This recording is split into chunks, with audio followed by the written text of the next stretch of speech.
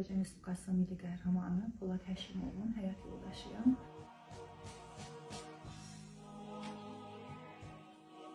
Mən həyat yoldaşımla tanıyanda hiss eləmişdim ki, o bir fərqli bir insandır, bir qəhrəmandır. Biz o zaman ona şəhid deyə bilməzdim, amma sən demə, əslində o şəhid həyatı yaşayırmış. O hər zaman deyirdi ki, baxarsan mən bütün Azərbaycan torpaqlarını geri qaytaracağam. Çünki o öz mücadeləsini, mübarizəsini bilirdi və bir də səngərdə öz duruşunu bilirdi. Azərbaycan ordusunun gün-gündən artan qüdrətini və qüvvətini bilirdi. Çox əmin idi ki, torpaqlarımız bir gün geri qayıdacaq.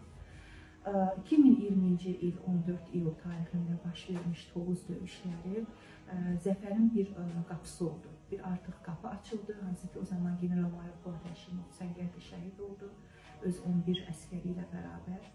Bunu xalq qəbul etmədi. Azərbaycanlı bir generalın səngərdə şəhid olmasını xalq qəbul etmədi və ayağa qalxdı. Bu hadisələrin hər birimiz canlı şahidiyik. Və Azərbaycan xalqı artıq öz generalının intiqamını almasına hazır olduğunu bildirdi, şəhidlərin intiqamını almaq istədiyini bildirdi və döyüşlərə qatılmaq istədiyini bildirdi. Və bilirsiniz ki, 2 aydan sonra artıq biz özümüzün haqlı vətən müharibəmizə başladıq və cəmi 44 gün ərzində biz torpaqlarımızı işğaldan azad etmişik. Bu böyük bir zəfərdir. Nəinki Polad Həşimovu insanlar öz qəlblərində, öz ruhlarında yaşadırlar. Onun adı çəkiləndə hər kəsin səsi titrəyər, hər kəsin gözü dolar. Hər kəs onu yoxluğunda belə varlığındakı kimi tanımağa çalışır. Bu qədər həssas məqamlardır ki, o qədər gözəldir ki, amma eyni zamanda hər kəs tarixinə sahibdir. Bugün Azərbaycan xalqı fəxr edir öz şəhidləri ilə. Polad Həşimov bəlkə də elə dünyaya gələndə Allah Taala artıq bilirdi ki, o bir şəhid ömrü yaşayacaq və bir şəhid yolu keçəcək və şəhid olacaq.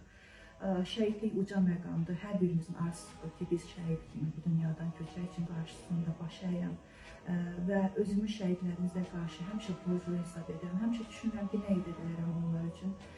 Görüşdüyümüz görüşlər, konferanslar, iclaslar, verdiyimiz müsahibələr, atdığımız addımlar məhz hamısı onlar üçündür ki, biz onları yaşadaq, xalqımızın, millətimizin gələcəyinə sahib çıxaq və bu yolda özümüzə də, gəncliyimizə də inanıram ki, hər zaman bax belə güclü, qüvvətli gəncliyimiz olacaq, gələcəyimiz olacaq. Çünki bu vətən, torpaqlar bizə Polad Həşimovdan və onunla bərabər minlərlə şəhidimizdən yadigardır.